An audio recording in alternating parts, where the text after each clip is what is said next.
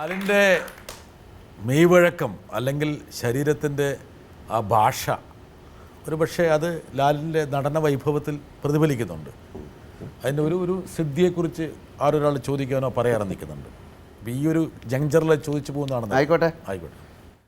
കമലദളത്തിലായാലും വാനപ്രസ്ഥത്തിലായാലും ലാലേട്ടൻ വളരെ നന്നായിട്ട് തന്നെ ക്ലാസിക്കൽ ഡാൻസും കഥകളിയും ചെയ്ത് ഞങ്ങളെയൊക്കെ അത്ഭുതപ്പെടുത്തിയിട്ടുണ്ട്.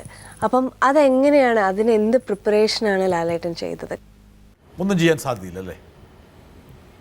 ഞാനുമായിട്ട് ഈ കഥകളി എന്ന് പറഞ്ഞ് ഞാൻ നേരത്തെ പറഞ്ഞില്ലേ, ഗോപിയാശാനെ പോലും വിസ്മയിപ്പിച്ചു. അങ്ങനെ ചെയ്യാൻ പറ്റില്ലല്ലോ. നമുക്ക് അവരൊക്കെ എത്രയോ വർഷമായിട്ട് ഞാൻ അപ്പോൾ അതാണ് അവരുടെ അനുഗ്രഹം തന്നെയാണ്.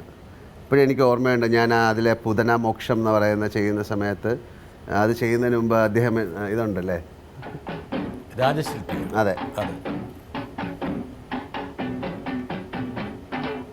ഇത് ഇടയ്ക്ക് ടി വി കാണുമ്പോൾ പക്ഷെ ബോഡി കുറച്ചുകൂടി ട്രിമാണ് അത്, അല്ലേ? കുറച്ച് വലുതായിരിക്കണം.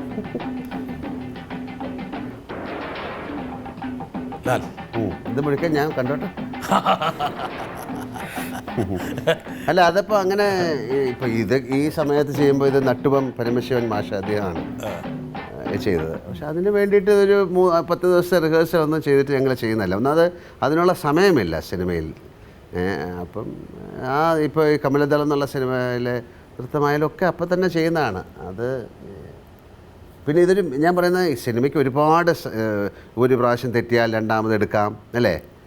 അതിലേറ്റവും നല്ല പോർഷൻസ് യൂസ് ചെയ്യാം, അങ്ങനെ ഒരുപാട് കാര്യങ്ങളുണ്ട്. പക്ഷേ കഥകളിയിലൊക്കെ ഒരു വലിയ ഷോട്ടുകളാണ്. അപ്പം പൂതനാമോക്ഷം ചെയ്തുകൊണ്ടിരിക്കുമ്പോൾ കീഴ്പ്പണം കുമാരൻ നായർ, അദ്ദേഹം ഇപ്പോൾ ഇല്ല, എൻ്റെ ഗുരുവായിട്ടായിരുന്നു.